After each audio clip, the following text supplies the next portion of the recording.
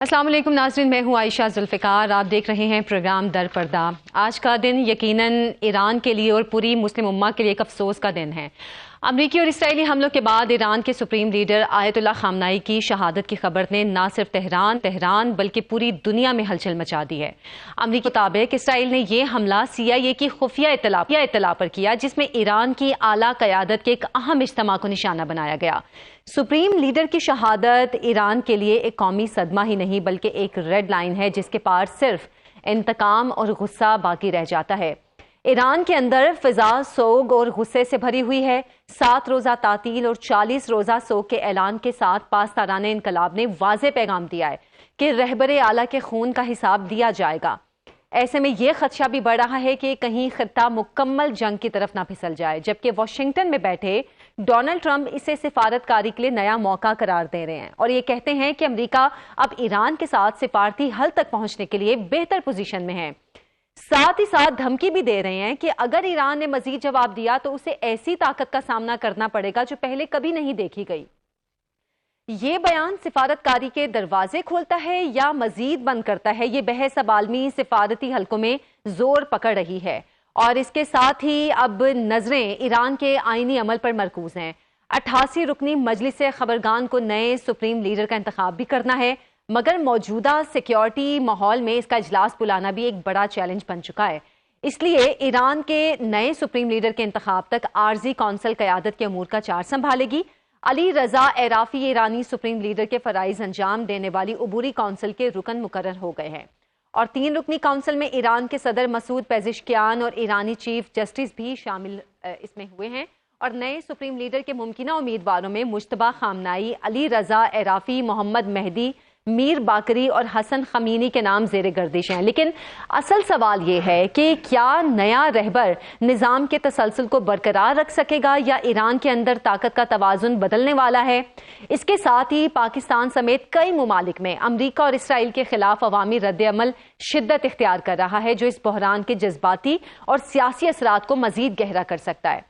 آج کے پروگرام میں ہم انہی اہم سوالات کا جائزہ بھی لیں گے اور اب جو صورتحال پیدا ہوگی اس حوالے سے بھی بات کریں گے کہ کیا ایرانی کسان کے باوجود مؤثر مزاحمت کرے گا اور کیا امریکہ اور اسرائیل اپنے مطلوبہ معاہدے کے قریب پہنچ چکے ہیں؟ کیا یہ نیو ورلڈ آرڈر کی خونی شروعات ہے؟ اس پر بات کرنے کے لیے ہمارے ساتھ موجود ہیں بریگیڈیئر ریٹائرڈ مسعود احمد خان صاحب، جنرل ریٹائرڈ زاہد محمود صاحب نے بھی ہمیں جوائن کیا ہے اور عبداللہ حمید گل صاحب بھی ہمیں کچھ دیر میں جوائن کریں گے۔ سب سے پہلے مسعود خان صاحب آپ کی جانب میں آؤں گی۔ پہلے جو حملے ہوئے ایران کی کافی سینئر قیادت اس میں شہید ہوئی، خطرہ تھا کہ آیت اللہ خامنائی صاحب کو شہید کیا جا سکتا ہے، سیکیورٹی میں کمی کیوں رکھی گئی ان کی؟ جی بہت شکریہ۔ دیکھیں میرے خیال میں جو ہم نے پاس میں بھی دیکھا کہ ایران کے اندر جو موساد ہے یا CIA کی بڑی سخت قسم کی پینیٹریشن ہوئی ہے اور لاسٹ ٹائم آپ دیکھیں پچھلے چند سالوں میں تسلسل کے ساتھ ان کے سائنٹسٹ جس طرح اسیسینیٹ ہوئے اور ان کے جو ٹاپ سائنٹسٹ تھے فخری محسن زادہ، اس کی assassination out skirts of Iran ہوئی اور جس کلاسک طریقے سے اسیسینیشن ہوئی تو وہ لگتا تھا کہ موساد کے اسٹائل کا دیٹ واز دی آپریشن۔ پھر اسماعیل ہانیہ کی بھی آپ دیکھیں اور پھر جہاں یہاں یہ رہبر کی شہادت کا واقعہ ہوا اس پہ بھی لائکلی ہے کیونکہ اس میں دیکھیں ایگزیکٹ لوکیشن بھی پتہ تھی جنہوں نے اسٹرائکس کی اور ان کو پتہ بھی تھا کہ اس وقت کیا میٹنگ ہونے جا رہی ہے اور کون کون پریزنٹ ہے۔ تو لائکلی ہے کہ اندر سے ہی لوگ ملے ہوئے تھے جو ان کے لیے کام کر رہے تھے، جس کی وجہ سے یہ واقعات ہوئے۔ اور پاس لاسٹ ایئر دیکھیں کہ اس میں افغان ریفیوجیز پکڑے گئے تھے بہت سارے اور انڈینز بھی تھے جو موساد کے لیے کام کر رہے تھے۔ دیٹس وائی 1.5 ملین جو افغانز تھے ان کو وہاں سے ایران نے ان کو ڈپورٹ کر دیا تھا۔ تو یہ پاسبلٹی جو پینیٹریشن کی ہے۔ پھر دیکھیں ایک لیفٹسٹ گروپ بھی ہے اور کچھ ایسے لوگ بھی ہیں جو لائک ہم کہہ سکتے ہیں کہ کردش تھے جو ابھی کردستان کے لوگ ہیں، وہ ایک مینلی ایک پاس میں وہ بھی انسٹرومنٹل رہے ان فیسیلیٹیٹنگ موساد کے آپریشن ان سائڈ ایران۔ تو میرے خیال میں یہ ہے، لیکن اب ان کو ریئلائز ایرانی اتھارٹیز نے کیا ہوگا اور میرے خیال میں ان کو یہ اپنا سسٹم کو دیکھنا پڑے گا کہ کس طریقے سے پینیٹریشن ہوئی ہے۔ اور آپ کو یاد ہونا چاہیے یہی ہے انڈینز تھے جب قطر میں بھی یہ پکڑے گئے تھے، وہاں پہ اسپائنگ کر رہے تھے اگین فار اسرائیل اور جن کو انہوں نے ڈیتھ سینٹنس دی تھی۔ لیکن میرا خیال میں آپ مڈل ایسٹرن کنٹریز کو بھی ریئلائز کرنا چاہیے. ایران میں میرا خیال میں ایران نے ریئلائز کیا ہوگا جو بیٹریل انڈیا نے ان کے ساتھ کیا ہے for the last so many years. اور اس کے بعد ابھی جو جی مودی صاحب گئے اور جب اسرائیل گئے اینڈ ہی وہاں جا کے انڈورس کر کے آئے تھے, اس کو تو پتا تھا یہ سب کچھ واقعات ہو رہے ہیں. Similarly they were trying to fix Pakistan simultaneously. لیکن میرے خیال میں ایران کو ابھی کوئی اپنا ہوسٹ کوئی آرڈر کرنا ہوگا. اچھا زاہد صاحب، اسرائیل نے فلسطین پر حملہ کیا، فلسطین اجاڑ کے رکھ دیا، ہمیں کہیں عالمی قانون نظر نہیں آیا، اور اب جس طرح ایران پر حملہ کیا گیا، رہبر اعلیٰ کو شہید کر دیا گیا، پھر سوال وہی پیدا ہوتا ہے کہ عالمی قانون کہاں پر ہے؟ کیا نیو ورلڈ آرڈر کی ہم اس کو خونی شروعات کہیں؟ عائشہ بڑا امپورٹنٹ کوشچن آپ نے کیا ہے. لیٹ اس یہ اس کو ہمیں ابھی کر دینا چاہیے کہ جو انٹرنیشنل آرڈر ہے وہ بہت پیچھے چلا گیا جی. ڈپلومیسی جو ہے وہ سب سے بڑا وکٹم ہوئی ہے. انفارچونیٹلی آنے والے وقتوں میں یا آنے والے جو جھگڑے ہوں گے، لڑائیاں ہوں گی، اس میں جو کانفلکٹ مینجمنٹ، کانفلکٹ ریزولوشن کے جو ادارے ہیں وہ اتنا رول تو ادا نہیں کر پائے. تو لوگ بھی یہ سمجھیں گے، جیسے ابھی آپ عمان آپ کی ڈسکشنز ہو رہی تھی، عمان اس کو لیڈ کر رہا تھا، آپ کی بات چیت ہو رہی تھی، تو ساری دنیا یہ سمجھے کہ یہ ایک سپوک سکرین تھی جی. سپوک سکرین بنائی گئی ڈائلاگ اور ڈپلومیسی کی، اس کو یوز کیا گیا. اور جب سپوک سکرین آپ نے کھڑی کی ہوئی تھی تو آپ ڈائلاگ کر رہے تھے اور ٹاما ہاکس جو تھے وہ ہوا میں تھے اور وہ وار آپ نے شروع کر دی. تو I think it's a huge loss to the international order. اور یہ دیکھیں یہ ابھی بڑھ رہا ہے جی. مائٹ از رائٹ کا قانون انفارچونیٹلی زیادہ امپلیمنٹ ہو رہا ہے. جس امپیونٹی کے ساتھ اسرائیل نے فلسطین کے اندر جینوسائڈ کیا جس کا بھی آپ تذکرہ کر رہی ہیں، آئی تھنک اس کی مثال تو ہسٹری میں نہیں ملتی تھی. ہلاکو خان اور چنگیز خان کو ہم نے پڑھا ہے، اس کو اتنا تو وہاں پہ بھی اس طرح نہیں تھا جتنا یہاں پہ ہوئے. ابھی کل دیکھیں جو بچے اسکول میں مارے گئے ہیں، مور دین میرے خیال 160 سے زیادہ ان کا انفارچونیٹلی شہادتیں ہو گئی ہیں، اور پتہ نہیں کتنے لوگ ہوں گے ابھی پتہ بھی نہیں چل رہا. اب یہ وار ذرا سیریس اینگلز پکڑ گئی ہے جی. اب ہم اس کو دیکھ رہا ہوں کیونکہ ابھی آج امریکن سینٹ کام کے جو سولجرز ہیں 3 کا تو کنفرم پتہ چل رہا ہے، اور 5 سیریسلی زخمی ہیں، 3 مارے گئے ہیں، سینٹ کام کے لوگ مارے گئے ہیں. اور یہ ہمیشہ امریکن جو ہے، یہ سینٹ کام کی پالیسی ہے، امریکن کی ملٹری کی پالیسی ہے کہ وہ انڈر پلے کرتی ہے، اپنی کیجولٹیز پوری بتاتے نہیں. اس کا مطلب ہے کہ there must be more casualties, کافی لوگ انجرڈ ہیں. تو یہ وار اب آگے کی طرف چلے گی ہے. تو یس آپ خونی سٹارٹ تو نہیں کہہ سکتے، خون تو اتنا بہہ چکا ہے، آلریڈی سٹارٹ ہو چکا ہے اس کا. لیکن تھوڑا سا یونیلیٹرلزم بھی نظر آ رہا ہے. ملٹی پولرٹی کی افیکٹونیس ڈپلومیسی میں، شاید پالیٹکس میں، اکنامکس میں تو نظر آتی ہے تھوڑی سی، لیکن اس ہاتھ کو روکنے کے لیے کوئی ایسی چیز نظر نہیں آ رہی، کوئی بڑی طاقت. کوورٹلی میں بھی سپورٹ کر رہے ہیں اور دوسرے کیمپ میں جا کے وہ سپورٹ کرے. ایران کو بھی شاید کوئی سپورٹ مل جائے. آپ یوکرین کا بھی دیکھ رہے ہیں، ان کو بھی سپورٹ تو مل رہی ہے، لیکن کنٹریز جو ہے وہ اسمالر کنٹریز جو اپنی وارز خود ہی ایگزیکیوٹ کر رہی ہیں جی. تو دس از دی ریئلٹی آج کا.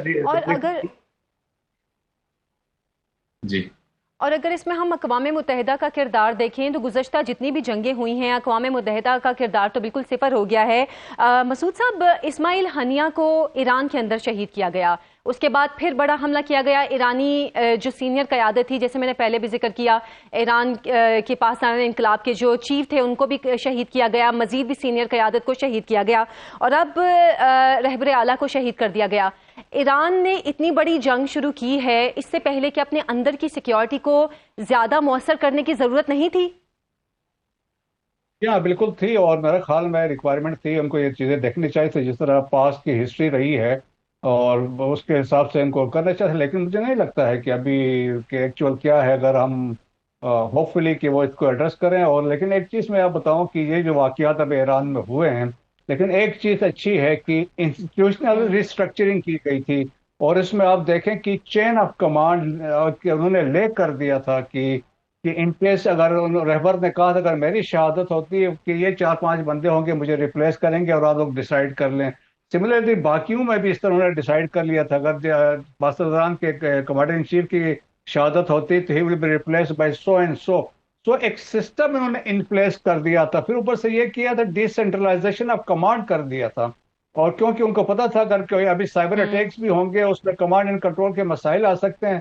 سو دیر از اے کنسپٹ آف ملٹری ڈسٹرکٹس وہاں پہ ہے ایران میں کہ لوکل لیول پہ وہ ڈیسیجن لے سکتے ہیں.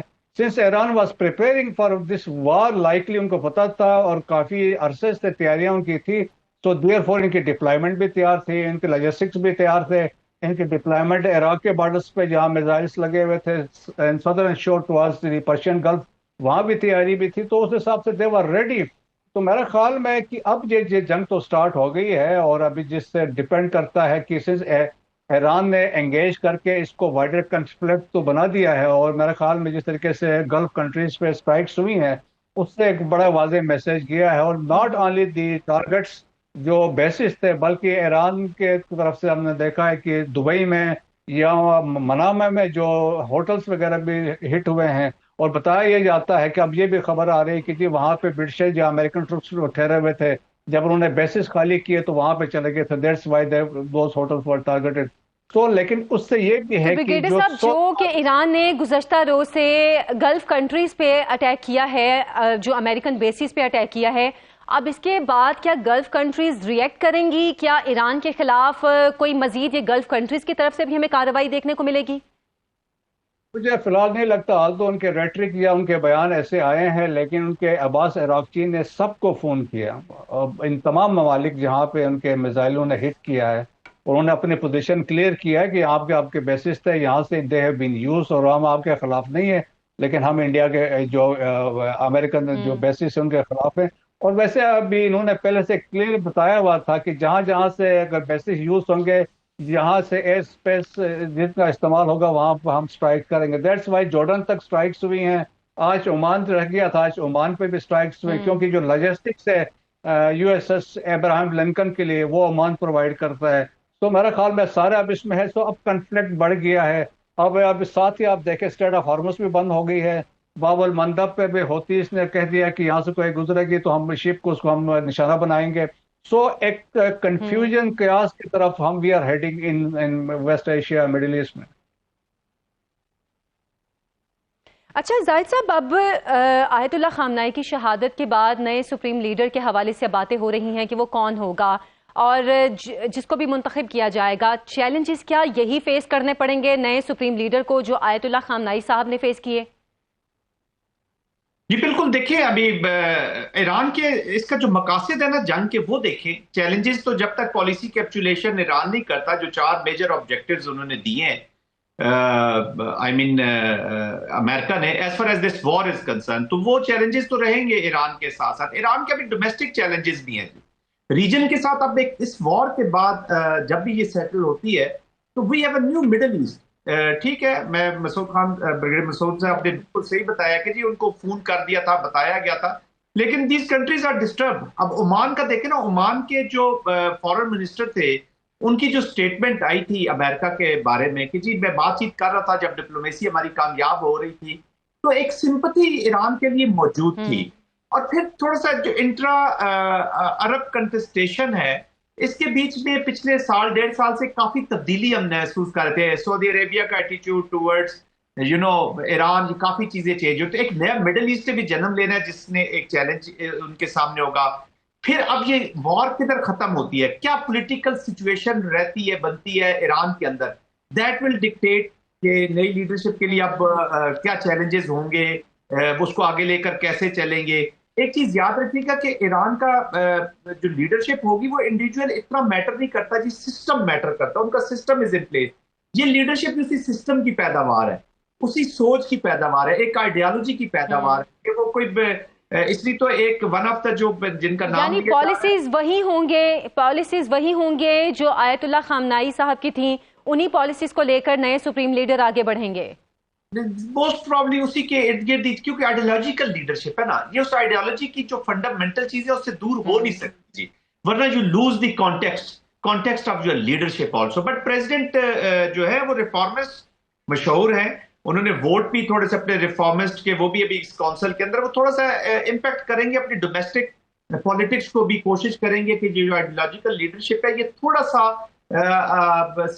उसके नजदीक भी जाए, जो एस्पायरेशंस है लोगों की, जो थोड़े से अवामिल रह गए थे, लर्न फ्रॉम दिस, जो इन्होंने पास्ट में थोड़ी सी अगर मिस्टेक की है सोशो इकोनॉमिक पॉलिटिकल डोमेन में डोमेस्टिक ऑडियंस को एड्रेस करने के लिए, तो इसी आइडियोलॉजिकल सेंटर को रखते हुए थोड़ा सा उसको भी ये एड्रेस करने की कोशिश करेंगे। They will have to adjust ورنہ یہ زیادہ عرصہ اسی ماحول میں آپ چیزوں کو لے کر آگے چل نہیں سکتے. ابھی بھی دیکھیں نا, سیریس پروٹیسٹ تھی, وہ پروٹیسٹ کو آپ اگنور نہیں کر سکتے, وار اپنی جگہ, لیکن ان پروٹیسٹ بھی ایک انوائرمنٹ میں, اس وار کی انوائرمنٹ میں ایک کیٹلسٹ کہہ لیں یا ایک تھوڑا سا رول پلے ضرور کیا اس نے.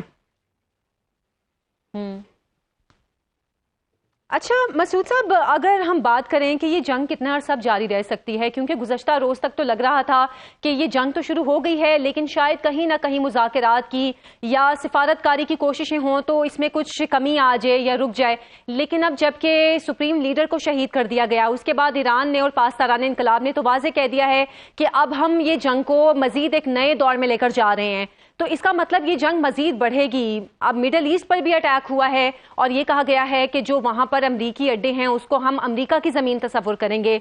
پھر کس طرح یہ جنگ آگے بڑھے گی؟ کیا ایران اتنی لمبی جنگ کو اب شروع کر چکا ہے, مزید اس کو کنٹینیو رکھنے کی صلاحیت رکھتا ہے؟ دیکھیں, ایران اگر دیکھا جائے تو ایک بہت بڑا ملک ہے. اگر عراق سے ہم کمپیئر کریں, چار گنا عراق سے بڑا ہے, اور 9 کروڑ کی آبادی ہے, اور پھر اپنی ایک سیولائزیشن ہے, 2500 سال پرانی ہسٹری ہے. پھر ایک ہم یہ بھی کہہ سکتے ہیں وینزویلا نہیں ہے. تو یہ اس طرح گیو ان نہیں کریں گے کبھی کسی صورتحال میں, ڈکٹیشن پہ کبھی نہیں جائیں گے. اس میں بات چیت ہو سکتی ہے, دوبارہ اس پہ ہو جائے, لیکن اس میں کوئی وہ ڈکٹیشن یا اس میں نہیں ہوگی. لیکن آپ دیکھیں کہ جس طرح پریشر ابھی بھی ڈیولپ ہو رہا ہے, کہ دن جس طرح بتایا جا رہا ہے کہ 900 جو تھے سارٹیز ہوئی ہیں, جو حملے ہوئے ہیں, جو جہازوں نے ٹیک آف کیا اور جو اسٹرائکس کیے جا کے ایران میں. سو ایون یہ بھی بتاتے ہیں کہ دس از ناٹ 11% آف جو عراق کے اگینسٹ جہاز گئے تھے, لیکن اسٹل اتنا میسو تھا. اب ٹرمپ نے بھی یہ کہا ہے کہ جی اس کے بعد تو بہت میسو ہم جائیں گے. سو دیکھیں کہ رجیم چینج میں دے فیلڈ, اور پھر کیونکہ ایران کے اندر دی سینٹر آف گریوٹی جہاں آئیڈیالوجی تھی وہاں ایران کے عوام ہے, اور جس طرح آج عوام سڑکوں پہ آئی, انہوں نے اپنے سپورٹ شو کی ہے, تو میرے خیال میں دیٹ از دا میسج کہ عوام ساتھ ہے, they don't want any change. ایک تو یہ میسج ہے. سیکنڈ یہ ہے دے ول کنٹینیو بمبنگ, جو میں اسرائیل کی بات کر رہا ہوں یا امریکہ کی بات کر رہا ہوں, دے ول ٹرائی ٹو ایرویٹ جو ہے وہ جو اسٹیٹ کی جو آپ سمجھ لیں کنٹرول کو ختم کرنے کے لیے, ڈی گریڈ کرنے کے لیے ان کو, وہ ان کی لگاتار کوشش ہوگی. لیکن at the same time Iran کے لیے وار آف وہ اسٹرگل کے ہے وہاں پہ, وہ اس کو ہر ممکن کوشش وہ کریں گے, اپنی اسٹرگل کو جاری رکھے, لیکن اس کو دے ول نیور گیو ان کی وہ جا کے کسی اس میں کریں گے. ہو سکتا ہے کسی اسٹیج میں آپ دیکھیں اٹ میں کنٹینیو فار سیورل ڈیز, لیکن ہو سکتا ہے ٹرمپ نیکسٹ 5-7 ڈیز کے بعد کہہ دے کہ ہمارے لیے وکٹری ہوئی ہے تو ہم ابھی بات چیت پہ بیٹھ رہے ہیں. تو یہ بھی پاسبلٹی ہے, لیکن نتن یاہو کبھی نہیں چاہے گا, کیونکہ نتن یاہو کا الٹیمیٹ ایمز ہے کہ بلکنائزیشن آف ایران. اچھا زاہد صاحب, جیسے کہ اب ڈونلڈ ٹرمپ نے کہا ہے کہ ایران کا رد عمل ویسا نہیں تھا جیسا ہم ایکسپیکٹ کر رہے تھے, اور اب سفارت کاری مزید آسان ہو گئی ہے. ان حالات میں کس قسم کی سفارت کاری کی بات کرنا چاہ رہے ہیں وہ اسی جو ٹاکس چل رہی ہیں جی, جو ٹاکس چل رہی ہیں, جو انہوں نے اپنی 4 شرائط رکھی ہیں, اسی کو وہ چاہیں گے کہ وہاں سے کنٹینیو کر لیں. وہ کہیں گے کہ جو ہرڈلز تھی وہ تو ہم نے دور کر دی ہیں. وہ امام خمینی کو میرا خیال میں یہی پیش کرنا چاہتے کہ یہ لیڈرشپ جو تھی یہ ہرڈل تھی, they are know more their. تو ابھی نئی لیڈرشپ آئی ہے. دیکھیں جو بھی بڑی طاقتیں ہوتی ہیں, یا فار دیٹ میٹر کوئی بھی ملک کو, وہ اپنی ایک ایگزٹ ونڈوز رکھتے ہیں جی وار کے درمیان. وہ کون سی ونڈو لیں گے, کس سٹیج پہ لیں گے, وہ ان کی چوائس ہوتی ہے. جہاں پہ وہ دیکھیں گے کہ اسینڈنسی ہے, یا اگر وہ دیکھتے ہیں کہ میں وار ہار رہا ہوں, بری طرح پھنس رہا ہوں, تو پھر بھی ایک آنریبل فیوریبل ونڈو میں سے آپ ایگزٹ کر جاتے ہیں وار کا. میں اس وار کو ایکچولی دیکھتا ہوں, جو 12 ڈیز وار تھی اس کی کنٹینیوٹی ہے. یہ کوئی نئی وار شروع نہیں ہے, اسی کی کنٹینیوٹی ہے. اس وقت انہوں نے کلیم کر لیا کہ جی ہم نے, probably they were not prepared at that time, fully prepared for the regime change. اس دفعہ انہوں نے پھر ملٹری آبجیکٹیوز رکھے, نیوکلیئر کی انیلیشن آف نیوکلیئر سائٹ جو بھی انہوں نے تباہ کی ہیں اور آبلیٹیٹ کرنے کی کوشش کی, اس کو کلیم کیا انہوں نے. اب وہ کتنا کلیم سچا تھا, اگر وہ کلیم 100% ٹھیک تھا تو پھر تو نیوکلیئر اسٹاکس میں ہونا ہی نہیں چاہیے تھا کہ جی نیوکلیئر تو ہم نے ختم کر دی ہے, اب صرف انریچمنٹ کی بات ہو رہی ہے جو بھی ہے. لیکن اس کو رکھا گیا, اس کا مطلب ہے کہ اسٹاکس تھے ان کے پاس, ایران کے پاس رہ گئے, یا کمپلیٹ وہ آبجیکٹیو حاصل نہیں کر سکے, یا اتنی پریپریشنز نہیں تھی, انگریس نہیں تھی ٹو دا لیڈرشپ. اس دفعہ وہ انگریس بھی نظر آئی ہے. I think the intelligence agencies were very well equipped, उनको उसको क्रेडिट देना चाहिए, वेरी अनफॉर्चुनेट बट उसको क्रेडिट उनका देना चाहिए कि वो उन्होंने पेनिट्रेट किया है and they had the information. और फिर ये अभी मिलिट्री लीडरशिप वो कुछ ना कुछ अपनी एग्जिट स्ट्रेटजी में कुछ ना कुछ चीजें रखेंगे।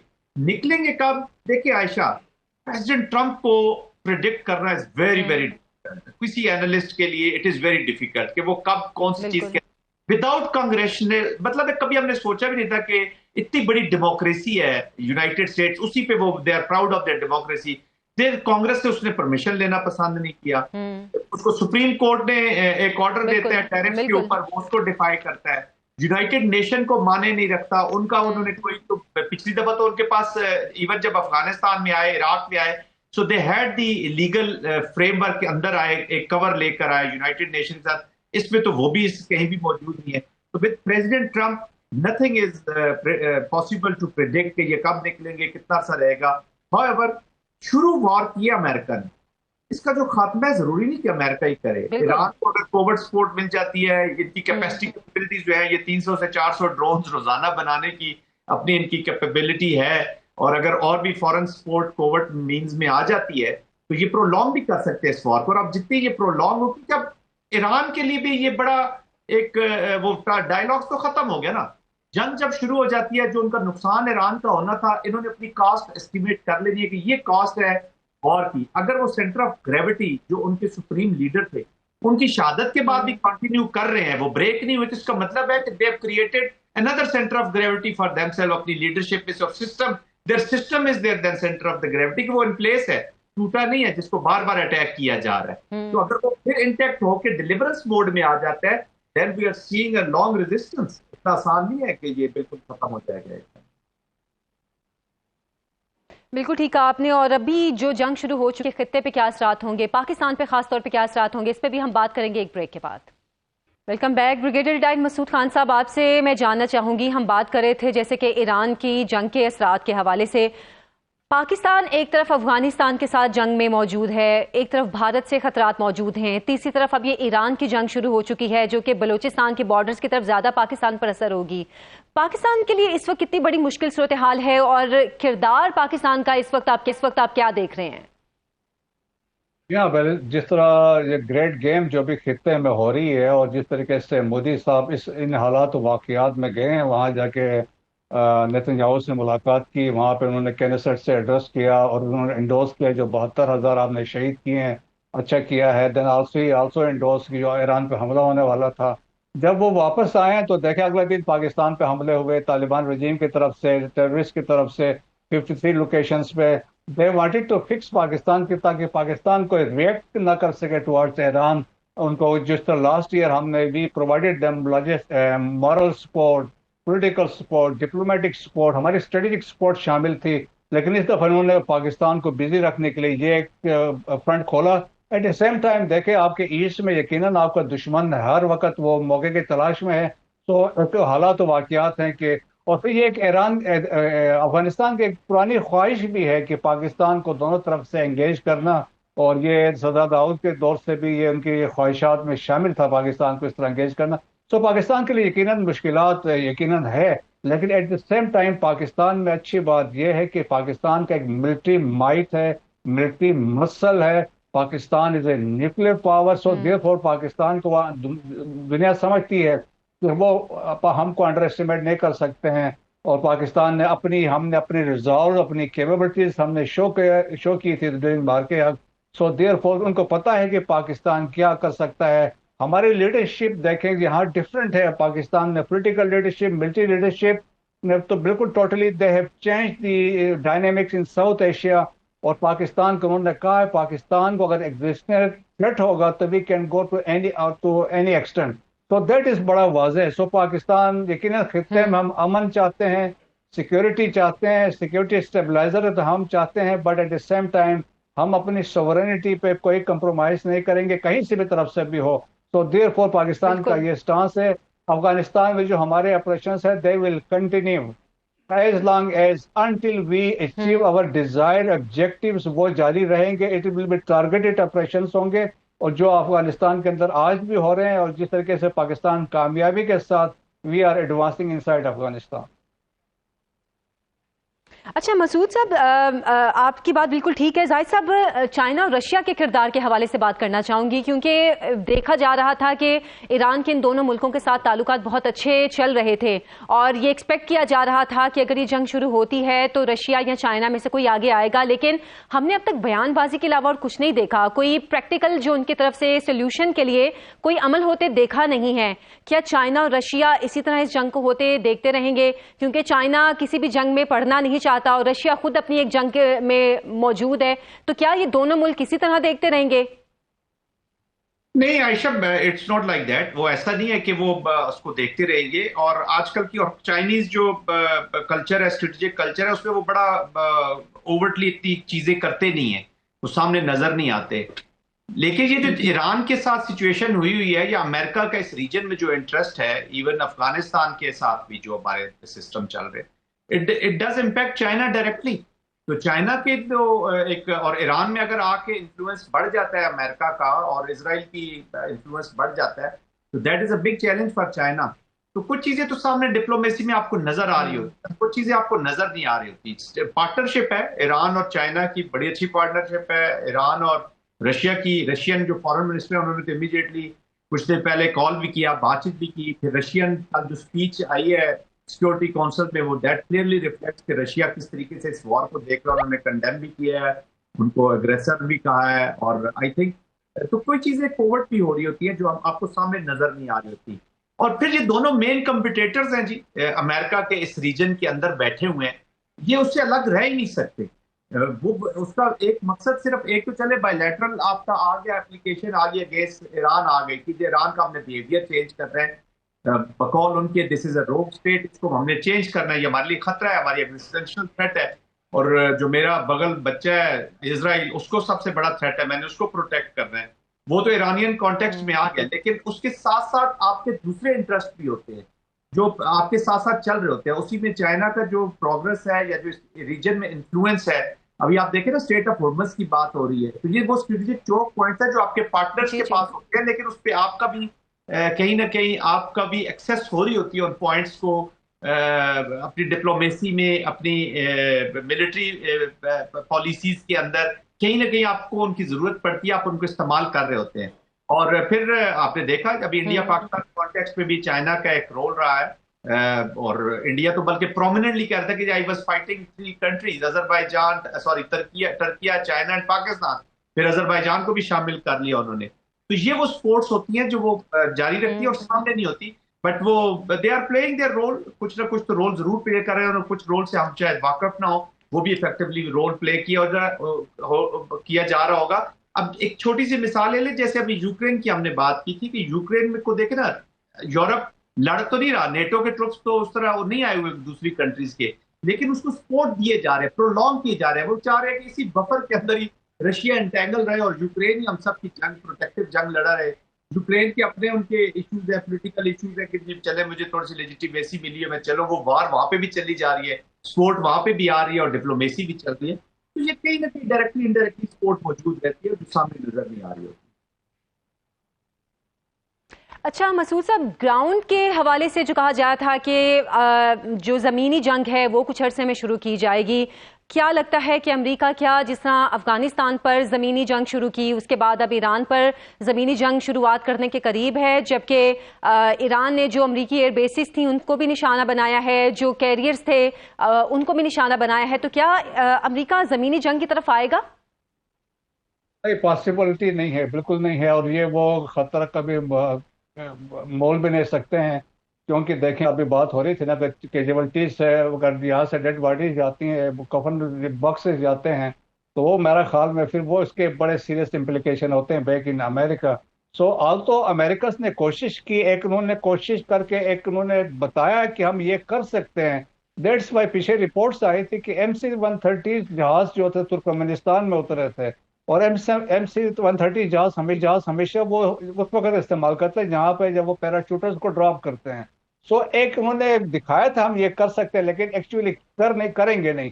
تو ابھی آن گراؤنڈ دیکھیں کہ جس طرح میں نے بات کی، ایران کے اندر 9 کروڑ کی پاپولیشن ہے. اگر آپ کہیں پہ اترتے ہیں تو آپ کو وہاں پہ واپس کوئی نہیں جانا دے گا. تو میرے خیال میں دیٹ پاسبلٹی تو میں لیکن ایران اسرائیل کی خواہش ہے کہ وہ شدید وہ چاہتے ہیں قیاس، کنفیوژن، انسٹیبلٹی ہو اور انارکی ہو۔ اب جو اطلاعات آ رہی ہیں کہ جہاں پہ وہ پرو گورنمنٹ لوگوں کو اسیسنیٹ کروا رہے ہیں، وہاں پہ لیفٹسٹ جو ہیں، ایون جو لبرلز ہیں، ان کو بھی ٹارگٹ کروا رہے ہیں، تاکہ ایک ایسی سچویشن ہو کہ سول وار ٹائپ سچویشن ہو، تاکہ وہاں پہ کوئی مطلب تھنگ یہاں پہ گڑبڑ ہو جائے اور ایسے کیا سے کنفیوژن ہو، کوئی ایک سینٹرل اتھارٹیز کے اوپر نہ ہو۔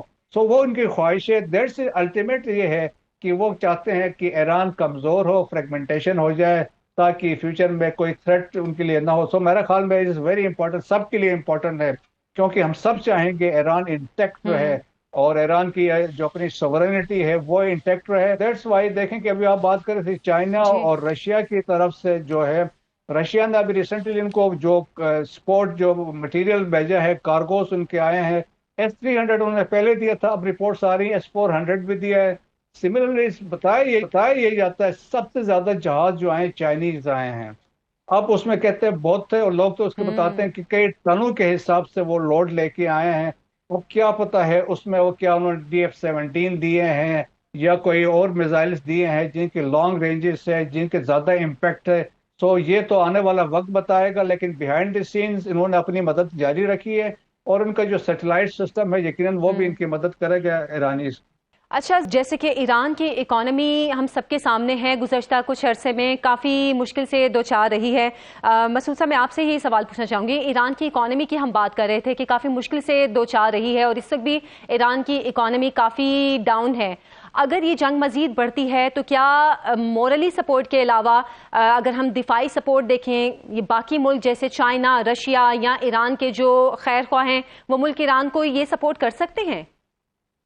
نہیں دیکھیں، اوپنلی کوئی سپورٹ نہیں کرے گا، جس طریقے سے بھی ہم نے دیکھا ہے کہ جس طریقے سے بیان بازی کی حد تک چائنا نے سامنے بات کی، رشیا نے بات کی ہے، تو لیکن یہ ہے کہ سامنے آ کے سپورٹ نہیں کریں، کیونکہ آلریڈی دیکھیں کہ رشیا کے لیے مسئلہ ہے، یوکرین میں آلریڈی انٹینگل ہو چکا ہے وہاں پہ، اور پھر چائنیز بھی بالکل دیکھیں، بالکل۔ چائنیز کے لیے اپنے مسائل ہے، ساؤتھ چائنا سی کے مسائل ہے، تائیوان کا مسئلہ ہے، بٹ بیہائنڈ دی سین وہ ان کو سپورٹ کر رہے ہیں۔ تو literally Pakistan is the only country ہے جو ڈپلومیٹکلی، مورلی اور ہم جو ان کے جو اسٹریٹجیکلی ہم ان کے ساتھ کھڑے رہے ہیں، اور جس طریقے سے آج پرائم منسٹر نے ٹویٹ بھی کیا ہے، تو وہ میرا خیال میں ہے۔ اور میرا ڈھونڈنا ہے کہ ایران کو یہ جنگ، ایران جو میں نے کہا کہ ہسٹری ہے، سویلائزیشن ہے، تو ان کو آپ کوئی فوراً زہر نہیں کر سکتے ہیں، جی it will take lot of time, اور لیکن وہ اپنے اسٹرگل کے سروائیول کی جنگ ہے، دیٹ ول کنٹینیو، اور انہوں نے پریپریشن اپنی کافی عرصے سے کی ہوئی ہے، اور ان کو پتا ہے کہ ہم نے کس موقع پہ کیا کرنا ہے۔ عبداللہ حمید گل صاحب نے بھی ہمیں جوائن کیا ہے۔ عبداللہ صاحب، آپ کو پروگرام میں خوش آمدید۔ اور جو ہم بات کر رہے ہیں کہ ایران ایک نئے جنگ کے دور میں داخل ہو گیا ہے، پاسداران انقلاب نے جس طرح کہا ہے، یہ نیا دور کتنا مشکل ثابت ہو سکتا ہے امریکہ یا اسرائیل کے لیے اور خود ایران کے لیے بھی؟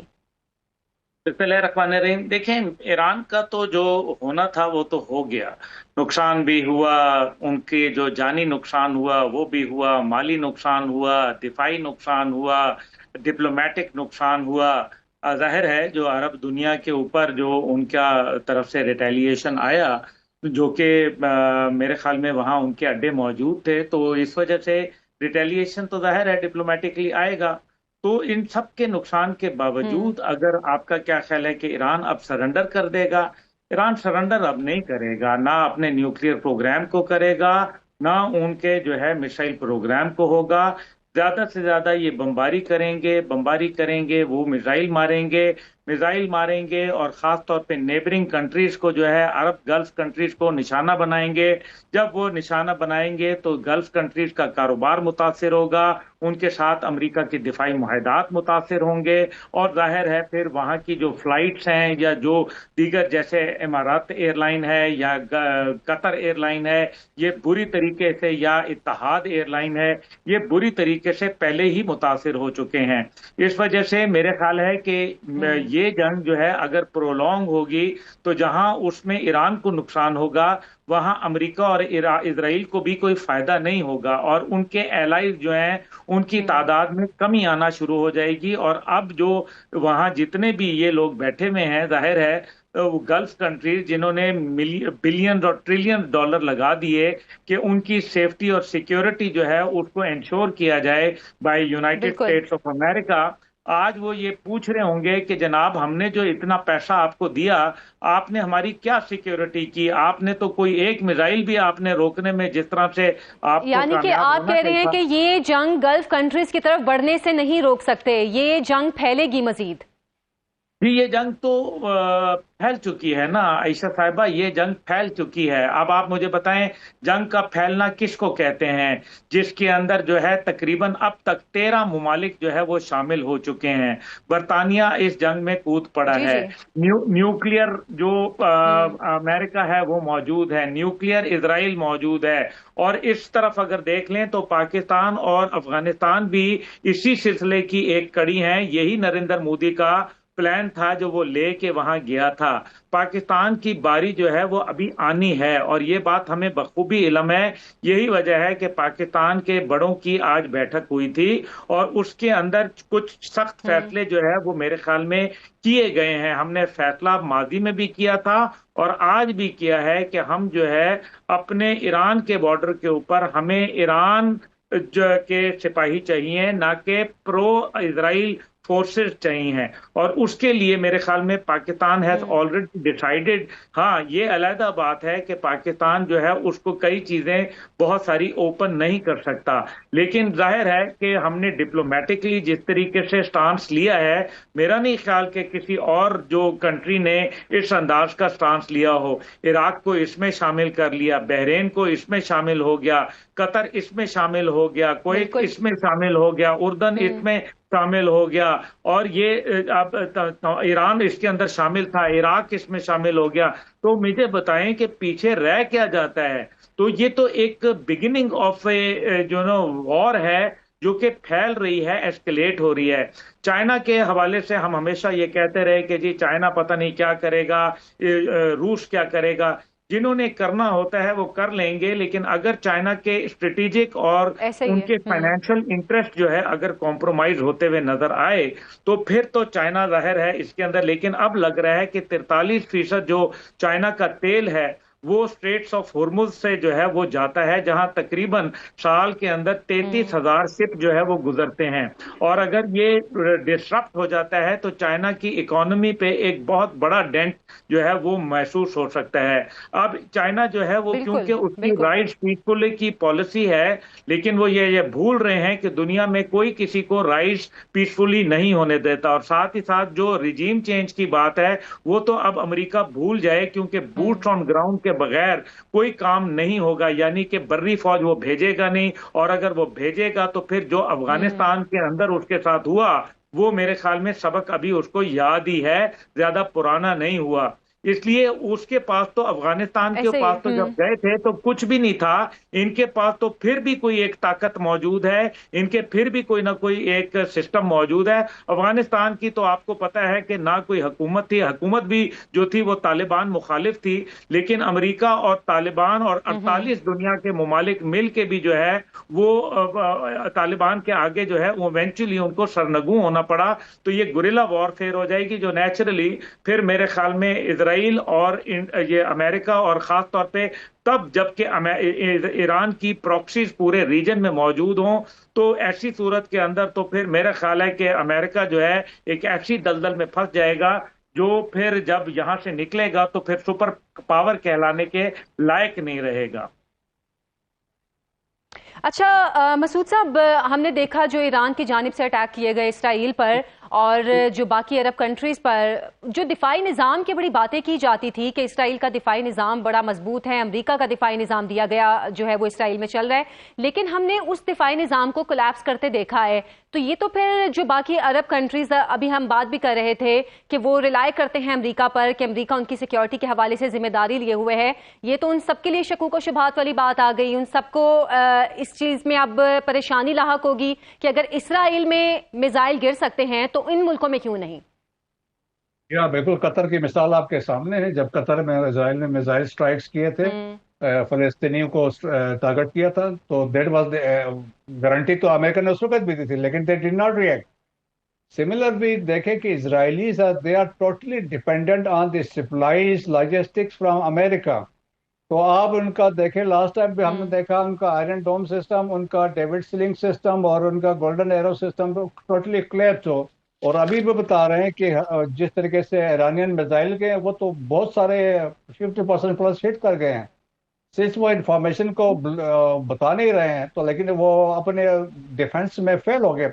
Even they fail to defend. जब वो गजा से चंद लोग आए थे जो जिनको वो रोक नहीं सके, वो डिटेक्ट ही नहीं कर सके, तो there was a strategic surprise जब 7 अक्टूबर 2023 में लोगों ने अचीव किया था। अच्छा, और इसमें एक चीज जो मसूद साहब देखी गई कि गुज़श्ता रोज अमरीकी सेनेटर्स की जानिब से कुछ यूरोपीय मुल्कों पर बरतानिया पर तनकीद की गई। गालिबन इस जंग के हवाले से उन्होंने अमरीका और इसराइल पर तनकीद की थी। क्या यूरोपीय मुल्क इस जंग में अमरीका का साथ नहीं देना चाहते थे या बादल नखास्ता वो इस जंग में शामिल हुए हैं? जी हाँ, बिल्कुल ऐसा है। कुछ ऐसे हैं, लाइक जर्मनी है, फ्रांस है, यूनाइटेड किंगडम है, अब वो तो शामिल हो गए हैं। वो अमेरिका को खुश कराने के लिए ईरान के खिलाफ अभी बातें कर रहे हैं। लेकिन अभी मोस्ट इम्पोर्टेंट ये है कि देखें जो पब्लिक ओपिनियन है यूनाइटेड स्टेट्स में, 21% लोगों ने इंडोर्स किया है ट्रम्प को। बाकी दे हैव अपोज इनकी जो वार है अगेंस्ट ईरान। और अभी कांग्रेस का सेशन हो रहा है नेक्स्ट वीक में, तो अभी उसमें बहुत बड़ी बातचीत होगी क्योंकि कांग्रेस की परमिशन नहीं ली गई है। और बल्कि इस पे पहले ही मैंने एक आर्टिकल पढ़ा था, उन्होंने कहा था कि Trump has flimsy grounds, his claim hinges on flimsy grounds। तो अभी वहां पे यही सवाल पूछेंगे कि आपने जंग की, आपने क्या अचीव किया, और एट द सेम टाइम बातचीत का आपने ड्रामा किया, सारा कुछ है। और फिर लोगों को ये भी मानना है कि अमेरिका जो है कि वेसल स्टेट बन गया है इसराइल का। तो बहुत सारे फैक्टर्स हैं उसमें। वो चाहते हैं, वो मानते हैं कि ट्रम्प बहुत अंडर प्रेशर है इसराइल की वजह से, due to because of Epstein file भी है और बहुत सारे मसाइल। अच्छा अब्दुल्ला साहब, यही आपसे भी मैं पूछना चाहूंगी, हमने यूरोप का किरदार इस जंग में उतना भरपूर नहीं देखा। क्या जो नेटो के हवाले से गुज़श्ता कुछ अर्सा पहले अमेरिका ने अपने तहफ़्फ़ुज़ात जाहिर किए और साथ ही नेटो की जो फंडिंग थी वो भी रोकने की बात की, उस वजह से यूरोप अब कुछ अमरीकी जो मामलात हैं उनसे पीछे हो रहा है, या इसराइल के मामलात में भी वो उस तरह नहीं पड़ते नजर आ रहे? देखें, साफ सी बात है कि यूरोप और अमेरिका के मामलात जो हैं अब वैसे नहीं रहे। और अभी कुछ अरसे पहले आपको याद होगा कि किस तरीके से बाकायदा डेनिश एयरफोर्स जो थी वो अमेरिका से लड़ाई के लिए तैयारी कर रही थी ग्रीनलैंड के ऊपर, और पूरा यूरोप जो था वो मुस्तरब था और खड़ा हुआ था कि हम ग्रीनलैंड के ऊपर। और फिर जिस तरह से कैनेडियन जो वजीर आजम ने, मार्क ने जिस तरीके से तकरीर की, वो हिस्टोरिक वर्ड्स हैं कि किस तरीके से जो उन्होंने एक अपनी आप को रीअलाइनमेंट की तरफ ले गए हैं। ये अभी एक दुनिया, एक देखें इस टाइम पे दुनिया जो है एक डिसऑर्डर के ऊपर चल रही है, और यही न्यू वर्ल्ड ऑर्डर है फिलहाल। क्योंकि दुनिया के कुछ कायदे कवानीन होते हैं। यूनाइटेड नेशन को डोनाल्ड ट्रंप नहीं मानता, यूनाइटेड नेशन नेटो को डोनाल्ड ट्रंप नहीं मानता, आलमी कवानीन को डोनाल्ड ट्रंप नहीं मानता। अभी ये जो आयतुल्लाह खामेनाई की शहादत हमारी हुई गुफ्तगू है, का सिलसिला जारी रहेगा। ईरान की मौजूदा सूरत हाल के हवाले कर रहे हैं, इस हवाले से मजीद भी बात करेंगे एक ब्रेक के बाद। Stay with us. Welcome back नाज़रीन। खित्ता मौजूदा जंग की वजह से, ईरान और इसराइल अमरीका की जंग की वजह से जिस समत में जा रहा है, इसकी समत मजीद आगे जाकर क्या बनेगी और सिफारती लिहाज से हम इसको किस तरह देखेंगे, इस पर हम बात करेंगे। सरदार मसूद खान साहब हमारे साथ मौजूद हैं, साबिक सफ़ीर भी हैं अक़वाम मुत्तहिदा में, मुस्तकिल मंदूब भी रह चुके हैं, और जनेवा न्यूयॉर्क में पाकिस्तान के साबिक सफ़ीर भी रहे, चीन और अमरीका में पाकिस्तान के सफ़ीर और साबिक आज़ाद जम्मू और कश्मीर भी रह चुके हैं। मसूद साहब, बहुत शुक्रिया आपके वक्त का। सबसे पहले आपसे सवाल भी मेरा यही है कि अब जो मौजूदा सूरत हाल है, जंग जिस दहाने पर पहुंच चुकी है, सिफारती लिहाज से इसकी सिमत क्या बन रही है? सिफारत नाकाम हो चुकी है और इस वक्त कोई ऐसे आसार मौजूद नहीं है कि इस वक्त जो जंग हो रही है इसका कोई सिफारती हल है, क्योंकि अमेरिका ने कुछ अहदाफ वज़ा किए हैं और वो अहदाफ को हासिल करना चाहता है। वो कहते हैं, इसराइल भी कह रहा है और यूनाइटेड स्टेट्स भी कह रहे हैं कि जब तक कि वो ये अहदाफ हासिल नहीं कर लेते वो अपने हमले जारी रखेंगे। ईरान भी जवाबी हमले कर रहा है, वो ये कहता है कि जब तक उनके ऊपर हमले जारी रहेंगे वो भी जवाबी कार्रवाई करते रहेंगे। तो इस वजह से जो है इस वक्त सफारतकारी के मेज़ कहीं भी मौजूद नहीं है। اقوام متحدہ کی سلامتی کونسل کے اجلاس ہو رہے ہیں، لیکن وہ اس سلسلے میں کوئی کردار ادا نہیں کر سکتا، کیونکہ اس وقت امریکہ اقوام متحدہ سے باہر ہے. یعنی مطلب یہ ہے کہ خود اس نے حملہ کیا ہے اور اس نے اقوام متحدہ سے رجوع نہیں کیا، اس نے اپنی کانگریس سے بھی نہیں پوچھا. تو کوششیں ہو رہی ہیں. یقیناً میں سمجھتا ہوں کہ گلف کوآپریشن کونسل کا اجلاس ہو رہا ہے، ان کی سوچ بچار ہوگی کہ کس طریقے سے ان حملوں کو روکا جائے، کیونکہ خلیجی ریاستیں امریکن پریزیڈنٹ کی اتنی پاور ہوتی ہے کہ وہ کانگریس سے بھی رجوع نہ کرے؟ کیا امریکن پریزیڈنٹ کی اتنی پاور ہے کہ وہ مطلب بغیر کسی مشورے کے کوئی بھی ایسے جنگ شروع کر سکتا ہے اور اس جنگ کو جتنی دیر جتنا عرصہ چاہے اس کو کنٹینیو رکھ سکتا ہے؟ یہ پہلی مثال ہے. صدر ٹرمپ جو ہے وہ سمجھتے ہیں کہ وہ جو اندرونی خارجی قانون ہے اس سے بالا تر ہیں اور بین الاقوامی قانون سے بالا تر ہیں. انہوں نے یہ کہا بھی ہے، اس قسم کا کوئی بیان بھی دیا ہے بین الاقوامی قانون کے حوالے سے. تو وہ یہ کہتے ہیں کہ وہ اس سے مستثنا ہیں، وہ جو چاہیں فیصلہ کریں گے. اس میں کانگریس میں احتجاج ہوتا ہے، شور شرابہ ہوتا ہے، جو ڈیموکریٹس اس کے اوپر بہت پروٹیسٹ کرتے ہیں، لیکن اس وقت ان کی ریپبلکن میجورٹی ہے کانگریس میں، تو لہٰذا چونکہ اور وہ لوگ زیادہ تر جو ہے میگا بیس کے ہیں، جس کا مطلب میک امریکہ گریٹ اگین جو ان کا الیکشن کا پلیٹ فارم تھا، اس کی بہت بڑی کنسٹیٹوئنسی ہے. تو انہوں نے ایک قسم کا بلینک چیک دیا ہوا ہے پریزیڈنٹ ٹرمپ کو، تو اس وجہ سے یہ ہو رہا ہے. مطلب ہم پھر یہ کہہ سکتے ہیں اس ہٹ دھرمی کے بعد کہ ایسا کوئی بھی ملک نہیں ہے اس وقت جو امریکہ اور اسرائیل کا راستہ روک سکے؟ جی نہیں، اس وقت ایسا کوئی ملک نہیں ہے. چین اور روس جو ہے ان نے مذمتی بیانات دیے ہیں اور ان کے بیانات سخت ہیں، اور میرا خیال ہے کہ ان کو وہ کسی نہ کسی طریقے سے ایران کی مدد کر رہے ہوں گے ٹیکنالوجی کے حوالے سے. دونوں ممالک جو ہے روس اور چین، اور چین کو تو براہ راست نقصان بھی ہوگا، کیونکہ جو چین 90% تیل ہے ایران کا وہ چین خریدتا ہے، اس کی اپنی معیشت متاثر ہوگی اس سے. اور روس کے بھی جو ان کے ٹیکنالوجی کے، ڈرون ٹیکنالوجی کے، میسائل کے اور بہت سے اچھے تعلقات ان کے تھے، تو وہ بھی متاثر ہو رہے ہیں. لیکن اس وقت عملاً اگر آپ کہیں کہ کوئی فوج جو ہے امریکہ کے خلاف یا اسرائیل کے خلاف کھڑا کرے گا، تو اس قسم کا کوئی سیناریو نظر نہیں آ رہا. اچھا، اس جنگ میں عرب ملکوں کا، مڈل ایسٹ کا کردار آپ کیسے دیکھ رہے ہیں؟ کیونکہ ایران نے تو بہت مایوسی کا اظہار کیا ہے. کیا واقعی اس طرح کا کردار ادا نہیں کیا گیا مڈل ایسٹ کی جانب سے، گلف کنٹریز کی جانب سے، جو ایکسپیکٹ کیا جا رہا تھا؟ دیکھیے، خلیجی ریاستیں چونکہ براہ راست متاثر ہونے والی تھیں اس کشیدگی کی وجہ سے، اور اس لیے انہوں نے سر توڑ کوشش کی کہ کسی امریکہ باز آئے اور اسرائیل باز آئے کہ کسی طریقے سے وہ یہ حملہ نہ کریں. اور جو سفارتی کوششیں ہو رہی تھی امریکہ اور ایران کے درمیان، جو سفارتی مذاکرات ہو رہے تھے ایران کے جوہری پروگرام کے اوپر، کہ وہ کامیاب ہو جائیں، لیکن ان کی یہ کوششیں برابر نہ ہو سکی. اس کی وجہ یہ ہے کہ میرا یہ خیال ہے کہ جو سفارتی مذاکرات تھے وہ ویسے ایک سموک سکرین کے طور پر استعمال کیے گئے تھے. اصل اہداف اور مقاصد کچھ اور تھے، اور وہ واضح بھی ہو رہا تھا کہ اگر واقعی سفارت نے کامیاب ہونا ہے، سفارتکاری نے کامیاب ہونا ہے، تو پھر اتنی بڑی افواج کو یہاں، اتنے بحری بیڑوں کو یہاں متعین کرنے کی کیا ضرورت ہے. اور اسرائیل ویسے بھی ان مذاکرات کے عمل سے ناخوش تھا. اور یہ سب لوگوں کو جان لینا چاہیے کہ امریکہ سے طاقتور اگر کوئی اور ملک ہے تو وہ اسرائیل ہے. اس وجہ سے نہیں کہ وہ امریکہ سے بڑا ہے، بلکہ اس لیے کہ امریکہ کی انتظامیہ، کانگریس اور اس کے علاوہ وہاں جو بھی فیصلہ کرنے والے ادارے ہیں، اس کے اوپر اسرائیل کا تقریباً حکم چلتا ہے. وہ جو چاہتے ہیں وہ کرواتے ہیں. اور نتن یاہو، وزیر اعظم نتن یاہو اور اسرائیل، وہ سمجھتے تھے کہ ان کا آخری موقع ہے اور صدر ٹرمپ جیسا صدر ان کے ہاتھ کبھی بعد میں نہیں آئے گا، تو اس لیے انہوں نے اس موقع سے فائدہ اٹھایا. اگر ان کا دونوں کا، ایران اور امریکہ کا جو ہے ایک جوہری معاہدہ ہو بھی جاتا، تو یہ اسرائیل کے اسٹریٹجک مقاصد کو پورا نہیں کرتا تھا، کیونکہ وہ اس پورے خطے میں بالادستی چاہتا ہے اور کسی طاقتور ریاست کو مشرق وسطیٰ میں نہیں دیکھنا چاہتا.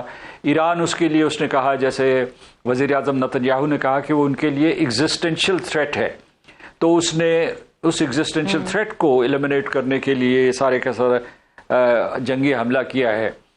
تو یہ ہے کہ اس وقت قوانین کی بات نہیں ہو رہی، اس وقت طاقت کا مظاہرہ ہو رہا ہے. اگرچہ صدر ٹرمپ نے جو ہے اپنی تقریر میں ایک فرد جرم عائد کی ہے ایران کے اوپر. مثال کے طور پر وہ جو اس کے امریکہ مخالف اقدامات تھے یا اس کے امریکہ مخالف جو ہے اس کے نعرے تھے، ان سب کو ان کے، اور جو دہشت گردی کے حوالے سے جو ان کے اوپر الزامات ہیں ان کو دہرایا. تو اس نے ایک مقدمہ بنانے کی کوشش کی ہے، لیکن یہ ہے کہ یہ نہ اقوام متحدہ سے رجوع کیا گیا، نہ کانگریس سے رجوع کیا گیا، اور پھر جو ہے یہ دونوں ملکوں نے، مطلب اسرائیل نے اور امریکہ کی قیادت نے مشورہ کر کے مشترکہ حملہ کر دیا ایران کے اوپر. تو پھر مسعود صاحب، ہم اس کا مطلب اس جنگ کو مزید بڑھتا دوسرے ملکوں کی طرف اس لحاظ سے بھی دیکھ سکتے ہیں کہ اسرائیل کے سابق وزیر اعظم نے ایک تقریب میں کہا کہ جو ترکی ہے وہ اسرائیل کے لیے نیا ایران ہے. اس کا مطلب اسرائیل ترکی یا اس طرح کے جو ملک ہیں جو کچھ اسٹرانگ ہیں ان کے لیے بھی پوری ایک پلاننگ تو کر رہا ہوگا. ترکی کے ساتھ اسرائیل کے سفارتی تعلقات ہیں اور ان کے جو ہے ماضی میں تعلقات اچھے تھے، لیکن جب سے یہ فلسطین کا مسئلہ بگڑتا چلا گیا ہے ان کے تعلقات کشیدہ ہو گئے ہیں، کیونکہ ترکی جو ہے مسلم ممالک کا ایک رہنما ہے، بہت اس نے قائدانہ رول ادا کیا ہے. تو ترکی ان کو کھٹکتا ہے. میں سمجھتا ہوں کہ مستقبل قریب میں سعودی عرب جب اٹھے گا ایک دفاعی قوت کے طور پر، ایک عسکری قوت کے طور پر، معاشی طاقت وہ پہلے سے ہے، وہ اس سے بھی طاقتور معاشی طاقت بننے والا ہے، کیونکہ وہاں جو ہے MBS جو ہے ان کے جو کراؤن پرنس ہیں انہوں نے بہت سی اصلاحات شروع کر دی ہیں. وہ بھی جو ہے سعودی عرب کے شہر قریے میں بالکل جو ہے نئے دوحہ بنا دیں گے، نئے دبئی بنا دیں گے.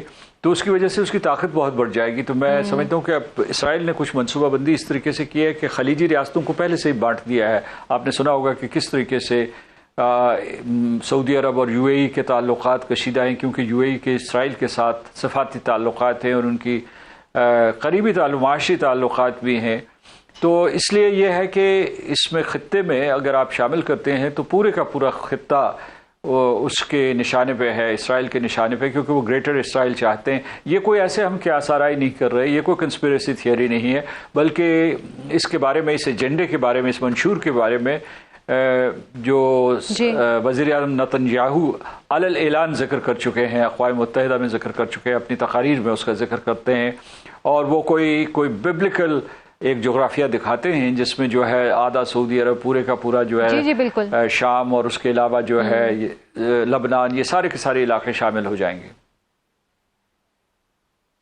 تو اس کا مطلب گلف کنٹریز جو کہ امریکہ پہ پوری طرح ڈیپینڈنٹ ہے اپنی سیکیورٹی کو لے کر، اگر وہ اسرائیل کے خلاف جاتی ہیں تو امریکہ اور اسرائیل کا گٹھ جوڑ ان گلف کنٹریز کی طرف بھی ہو جائے گا. پھر میں تو سمجھتا ہوں کہ اس وقت جو ہے آپ اسے مجموعی طور پر دیکھیں. آپ یہ نہ دیکھیں کہ ایران کی لڑائی یا امریکہ کا حملہ جو ہے ایران کے اوپر ہے یا اسرائیل کا حملہ ایران کے اوپر ہے.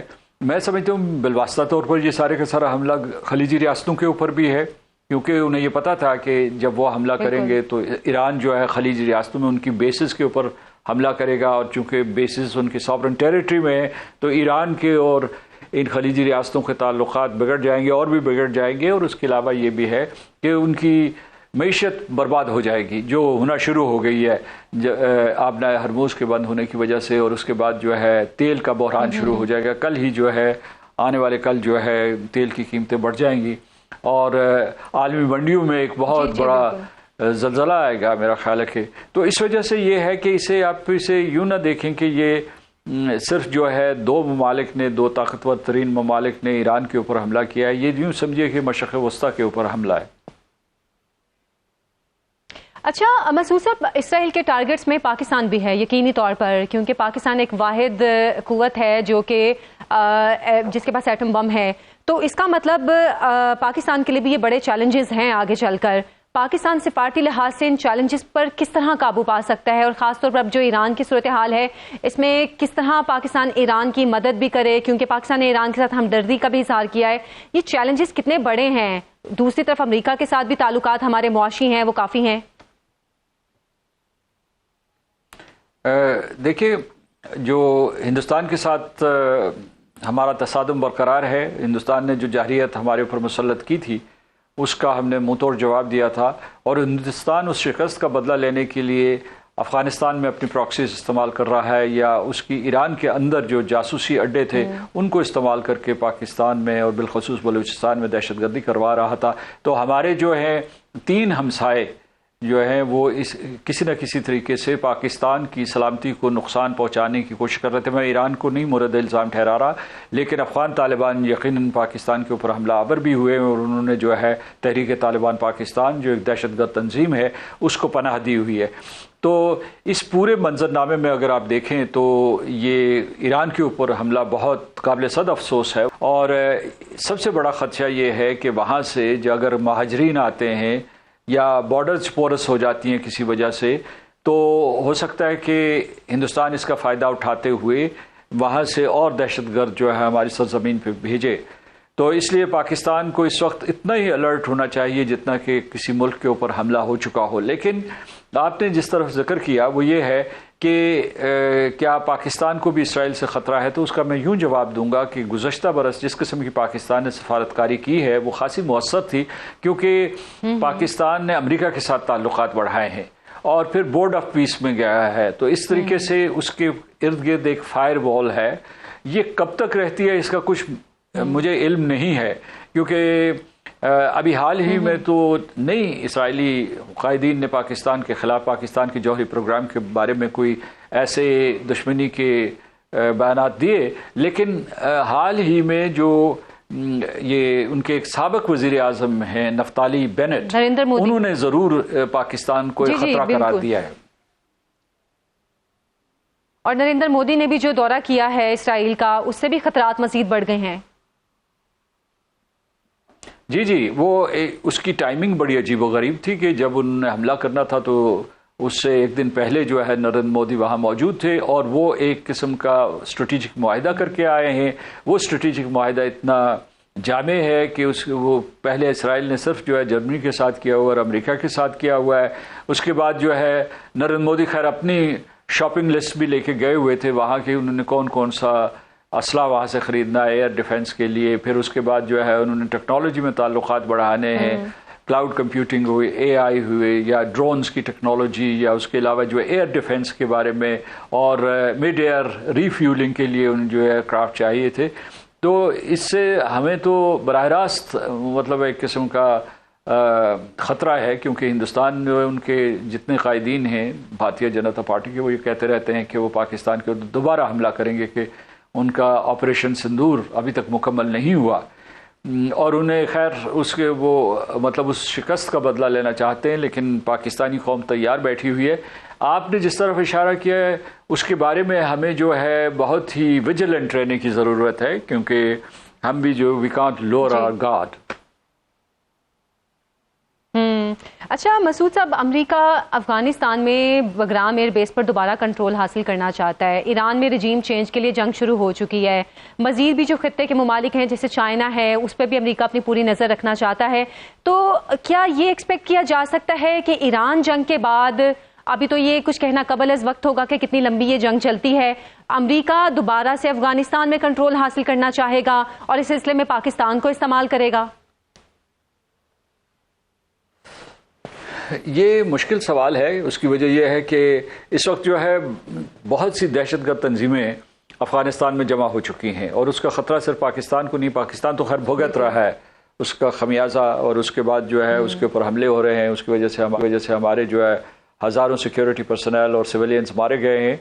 لیکن دوسری طرف یہ ہے کہ بہت کم لوگوں کو پتہ ہے کہ امریکہ کی طرف سے جتنے بھی افغانستان کے خلاف بیانات آتے ہیں، اس کے باوجود ان کے پس پردہ اور منظر عام پر بھی جو ان کے رابطے رہے ہیں ایک دوسرے کے ساتھ. اور امریکہ نے خاص طور سے بائیڈن ایڈمنسٹریشن کے دوران بہت سی بلینز آف ڈالرز کی ہیومینیٹیرین اسسٹنس جو ہے وہ افغانستان کو بھیجی.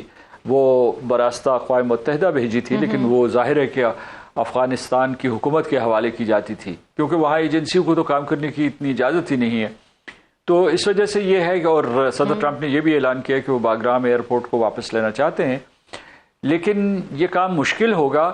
اب دیکھنا یہ ہے کہ اس کے اوپر جو ہے کوئی اسرائیل کا ایجنڈا ہے یا نہیں ہے، کیونکہ یہ جو تھا ایران کا ایجنڈا، یہ اسرائیل کا اولی ایجنڈا تھا، امریکہ کا ثانوی نہیں تھا، لیکن ان کا دونوں کا مشترکہ ایجنڈا ہو گیا اس حملے کا. اب یہ ہے کہ کیا آپ یہ پوچھ رہی ہیں کہ امریکہ جو ہے افغانستان کے اوپر دوبارہ آ سکتا ہے اور پاکستان کو استعمال کر سکتا ہے؟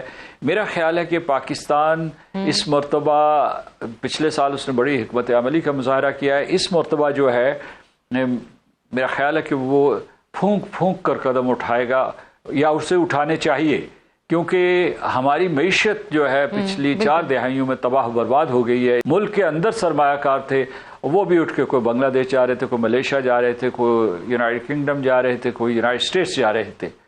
تو اس لیے ہمیں کسی اس قسم کی جو اسٹریٹجک امبرائلمنٹ میں دوبارہ داخل نہیں ہونا چاہیے۔ ٹھیک ہے، بہت بہت شکریہ سردار مذہب ہمارے ساتھ موجود تھے۔ ایک بریک سے واپس آئیں گے، stay with us. Welcome back ناظرین۔ ایران کی موجودہ صورتحال اور خاص طور پر آیت اللہ خامنائی کی شہادت کے بعد اسلامی ممالک اور خاص طور پر مسلم امہ میں اس وقت کیا جذبات ہیں، کیا اس کی آگے جا کے صورتحال بنتی نظر آ رہی ہے، اس پر ہم بات کریں گے۔ چیئرمین پاکستان علماء کونسل علامہ طاہر اشرفی صاحب موجود ہیں۔ بہت شکریہ علامہ طاہر صاحب آپ کے وقت کا۔ آیت اللہ خامنائی کی شہادت کو آپ موجودہ تناظر میں کس طرح دیکھ رہے ہیں؟ امت مسلمہ اس کو کس طرح لے کے آگے چلے گی؟ بسم اللہ الرحمن الرحیم، نحمدہ ونصلی ونسلم علی رسولہ الکریم۔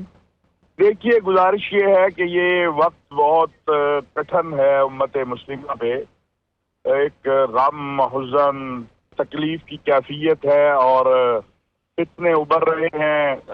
آپ دیکھ لیجئے جس وقت کے جو حالات ہیں، اور اسرائیل ایک بڑے خواب کے ساتھ، جو گریٹر اسرائیل کا خواب ہے، امریکہ کو ساتھ لے کے وہ مسلم دنیا پر حملہ آور ہے۔ لیکن بدقسمتی یہ ہے کہ جس چیز کا احساس اور فہم ہونا چاہیے اسلامی دنیا کو، بدقسمتی سے وہ نظر نہیں آ رہا ہے۔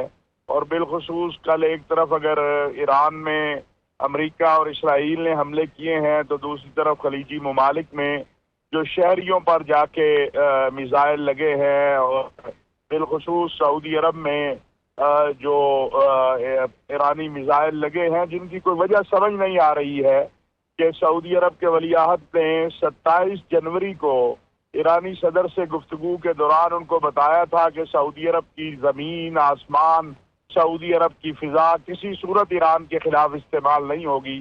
اس کے باوجود یہ پھر عمان جو کہ بہت زیادہ کوشش کر رہا تھا، کل عمان نے ایران کے حق میں بیان دیا۔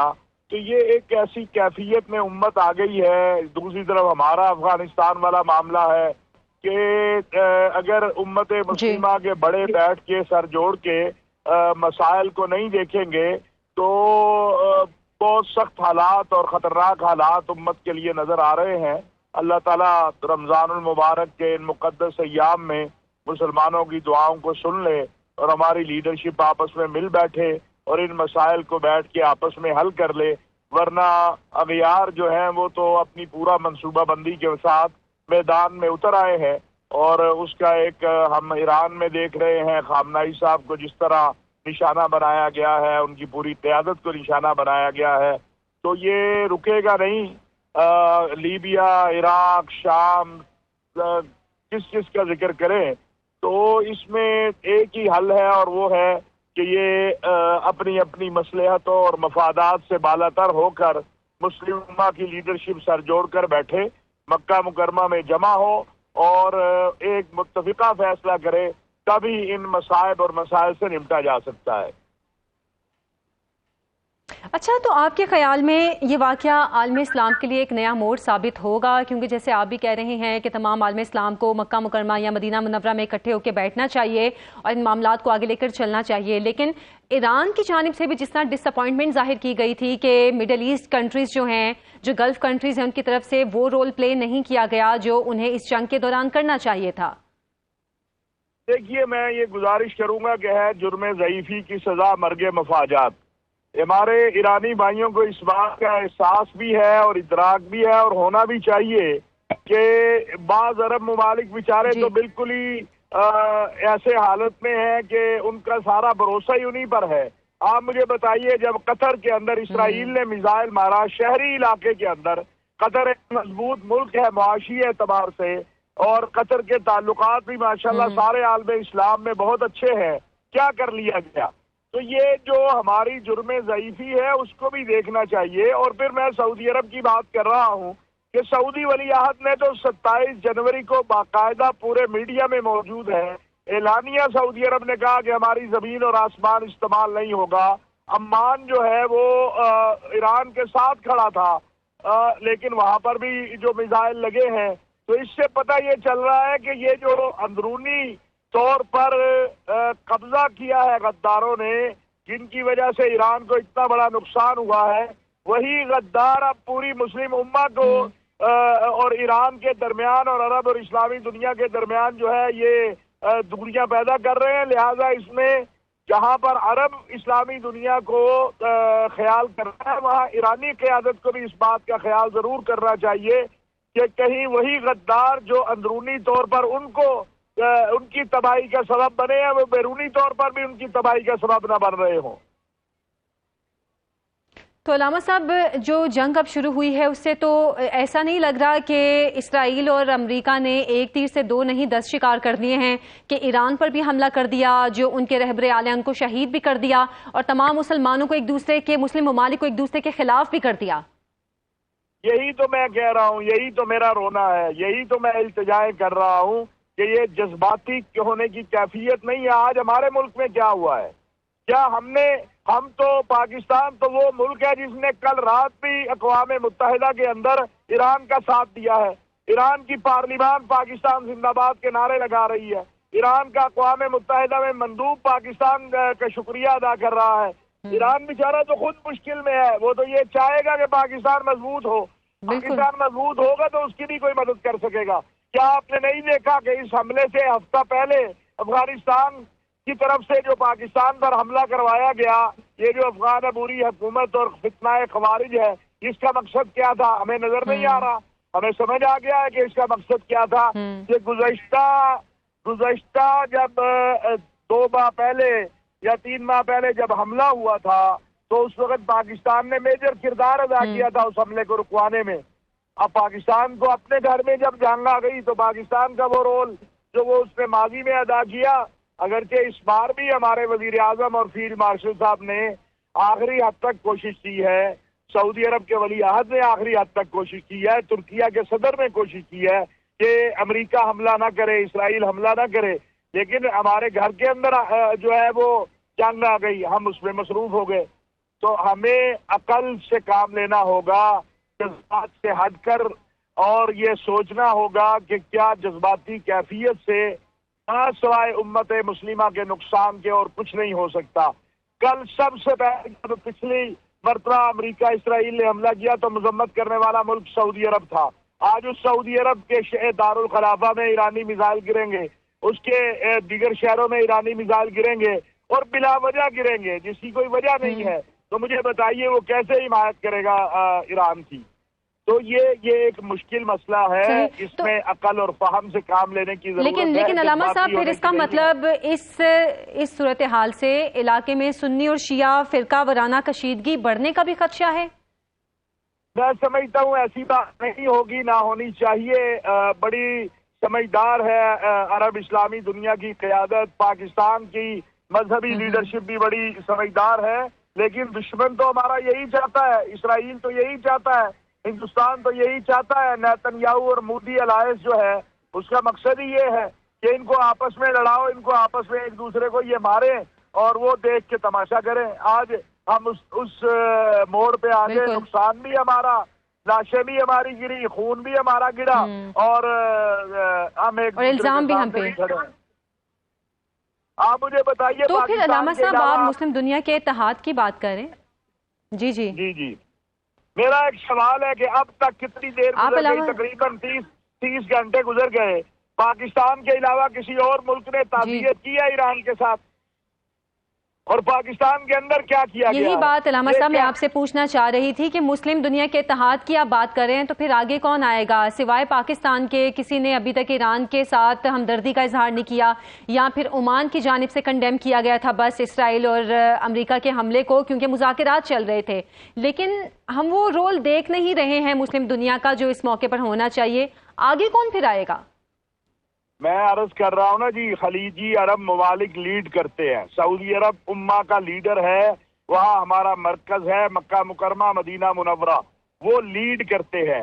بدقسمتی یہ ہوئی ہے کہ ایسا کھیل کھیلا گیا ہے کہ وہ ان کو آمنے سامنے کھڑا کر دیا گیا ہے۔ یہ عقل کرنی چاہیے تھی، سوچنا چاہیے تھا کہ ہمارا دشمن یہی تو چاہتا تھا، وہ کامیاب ہو گیا ہے، بس اور کیا ہم کہیں۔ یہ سوچنے کی بات ہے، جذبات کی بات نہیں ہے۔ آج پاکستان کے اندر جو حالات ہوئے ہیں، میں پھر بار بار کہوں گا اور آپ کے ذریعے اپیل کروں گا کہ اللہ کا واسطہ ہے، یہ راستہ مسلم امہ کی وحدت اور بقا کا راستہ نہیں ہے جو آج اختیار کیا گیا۔ آپ اپنے ملک کو کمزور نہ کریں، آپ اپنی امہ کو کمزور نہ کریں۔ بعض اوقات آپ حق پر بھی ہوتے ہیں، لیکن آپ اپنے بھائی کو اس لیے نہیں چھیڑتے کہ میں اپنے بھائی سے لڑنا نہیں چاہتا ہوں۔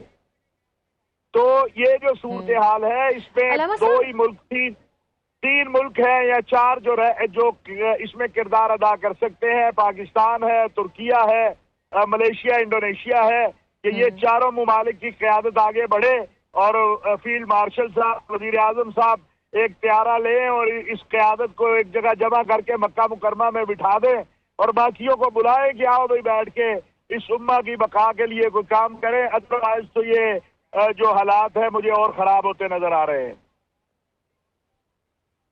ٹھیک ہے، بہت شکریہ چیئرمین کونسل علامہ طاہر اشرفی صاحب ہمارے ساتھ موجود تھے، اور انہوں نے اسی بات پر زور دیا کہ مسلم امہ کو اس سلسلے میں کردار ادا کرنا پڑے گا، تمام مسلم ممالک کو متحد کرنا پڑے گا اور اس صورتحال سے نکلنے کے لیے کوششیں کرنی پڑیں گی۔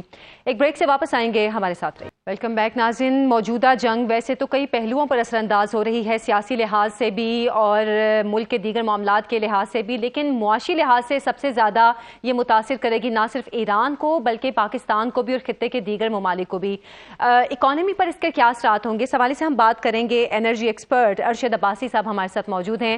ارشد صاحب بہت شکریہ آپ کے وقت کا۔ سب سے پہلے اس جنگ کا پاکستان اور ایران کی معیشت پر کتنا اثر پڑے گا، کتنے دباؤ میں آ گئی ہے پاکستان کی معیشت؟ عائشہ، معیشت کی یاد ہے وہ فاؤنڈیشن جسے کہتے ہیں وہ ہے انرجی، اور انرجی کے جو دو کمپوننٹ ہیں آئل اینڈ گیس، بڑی بدقسمتی سے ہم ڈیپینڈنٹ ہیں، یعنی ہمارا انحصار ہے مشرق وسطیٰ کے ممالک سے۔ گیس ہم لیتے ہیں ایل این جی جسے کہتے ہیں یہ قطر سے، اور ہمارا جو oil and gas, diesel and petrol and crude جو ہے یہ سعودیہ ہے، قطر ہے، یو اے ای ہے، کویت، سوری قطر نہیں۔ اب دیکھیں یہ 2015 سے ایک کوشش کی جا رہی تھی، بلکہ کوشش کیا کی جا رہی تھی، ایک بڑی ہی کمپریہنسو ایک رپورٹ بنائی شیل گیس کی۔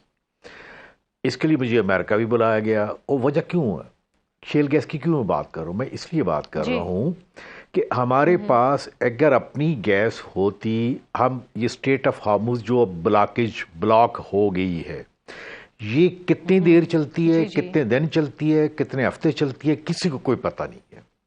تو ایک لفظ تھا انرجی سیکورٹی۔ انرجی سیکورٹی کا مقصد یہ نہیں ہے کہ یہاں کوئی سنتری پہرے دیں گے، بلکہ اس ملک کی انرجی کی ضروریات وہ اپنا ملک خود پیدا کرے، اور جب ایسی صورتحال کہیں ہو جائے تو اس کو نہ کہیں آئل لانا پڑے نہ گیس لانا پڑے۔ 15 سال اور آج 2026 11 سال ہو گئے، وہ پوری رپورٹ ہے، ابھی تک ہم 4 پیجز کی پالیسی نہیں بنا سکے۔ اگر گیس ہمارے پاس آ جاتی شیل گیس، تو اگر آئل بند بھی ہو جاتا تو گیس سے ہم اس ملک کو چلا سکتے تھے، لیکن ایسا نہیں ہوا۔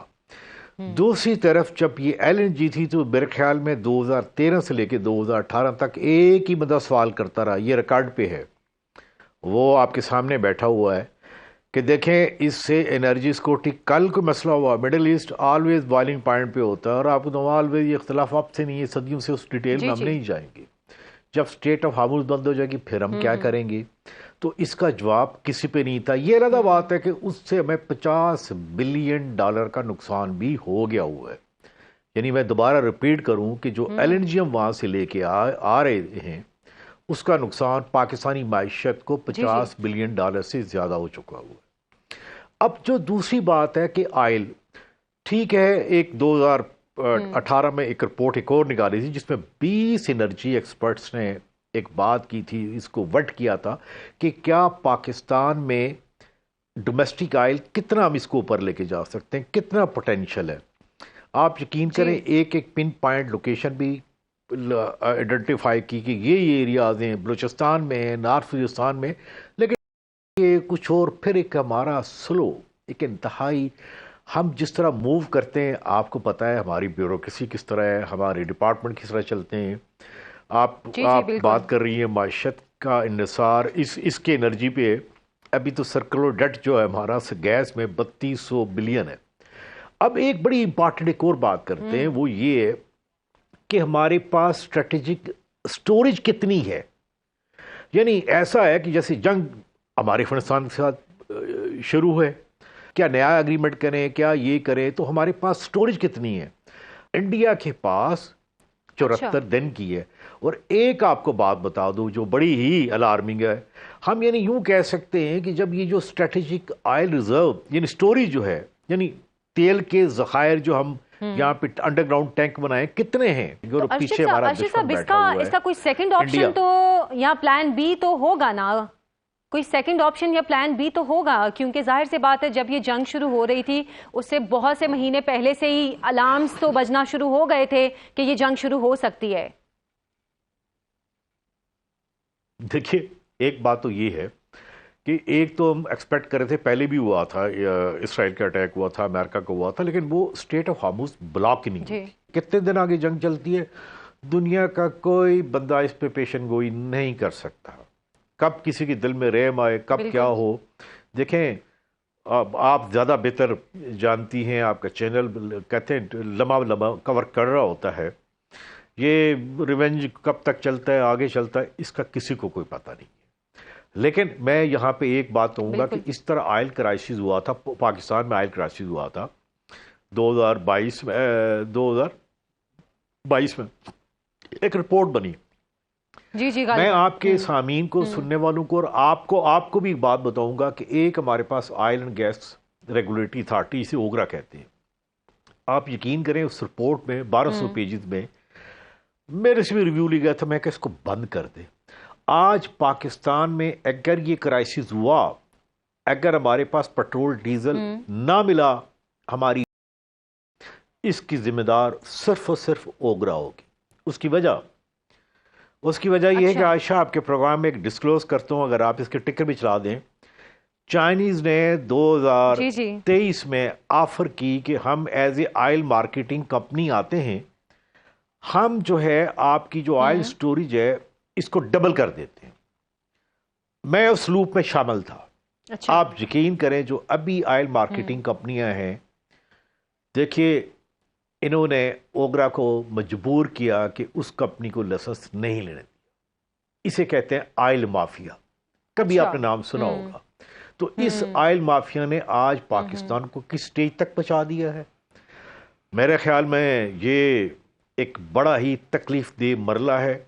हम दुआई कर सकते हैं कि ये जंग खत्म हो, स्टेट ऑफ हार्मज को ले, क्योंकि हमारी अफगानिस्तान के साथ कब तक जंग चलती है ये कोई पता नहीं है। पीछे देखें बिल्कुल न्यूज़ खबरें आ रही हैं, स्टेट ऑफ हार्मज का बहुत ज्यादा हम जिक्र कर रहे हैं। आपसे जी आप अपनी बात जारी रखें, फिर मैं आपसे पूछती हूं। जी नहीं, देखिए हमारी गैस वहां से आ रही है, हमारा तकरीबन 90% ऑयल वहां से आ रहा है, जबकि सेल्फ सफिशिएंसी तो हमारी 12-13% है।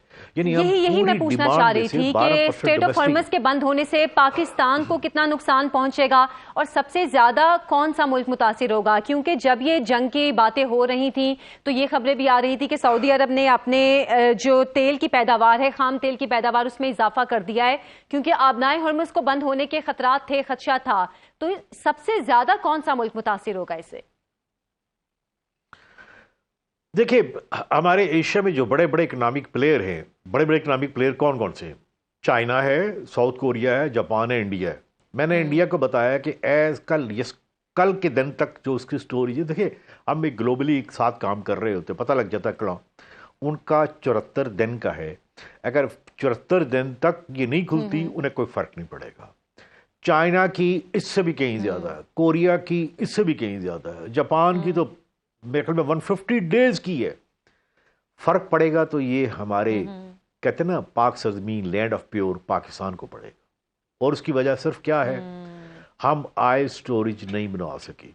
اور دیکھیں یہ خود نہیں بنانی ہوتی, یہ پاکستان نے پیسہ خود نہیں خرچ کرنا تھا. یہ جو آئل مارکیٹنگ کمپنی, جیسے آپ نے نام سنا ہوگا, شیل ہے, ٹوٹل ہے, یا گو ہے, یا اٹک پیٹرولیم ہے, یا پی ایس او, جو یہ انہوں نے بنانے ہیں.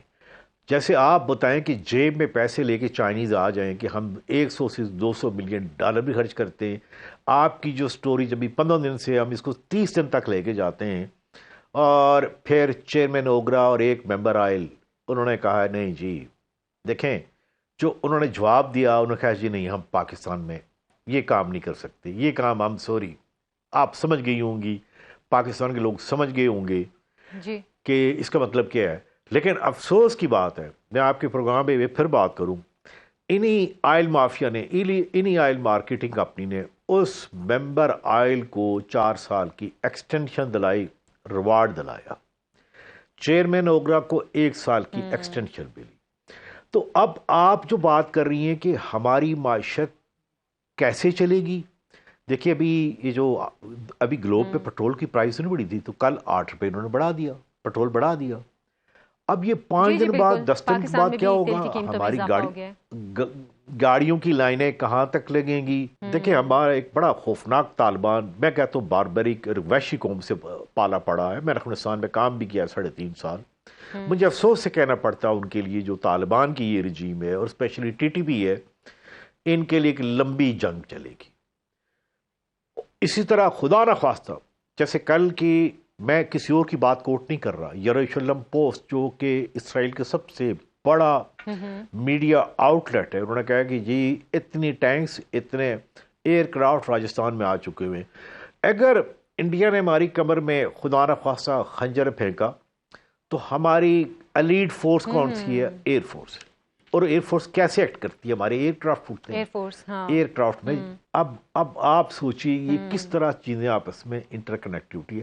مجھے نہیں پتا نہ میں کچھ کہہ سکتا ہوں لیکن میرا خیال ہے ایئر فورس نے کچھ اپنی اسٹریٹجک سٹوریج رکھی ہوگی, حکمت عملی کچھ, لیکن دیکھیں یہ ان کا کام نہیں رکھی ہوگی. بالکل دیکھیں ان کی رکھی ہوگی, لیکن وہ بھی ڈپینڈ, وہ اصل تو کام اوگرا کا ہے اور آل مارکیٹنگ کمپنیز کا ہے, ان کا نہیں ہے کہ ایئر فورس ادھر آئل کی سٹوری بھی بنانا شروع کر دے پبلک کے لیے, یہ ان کا کام نہیں ہے.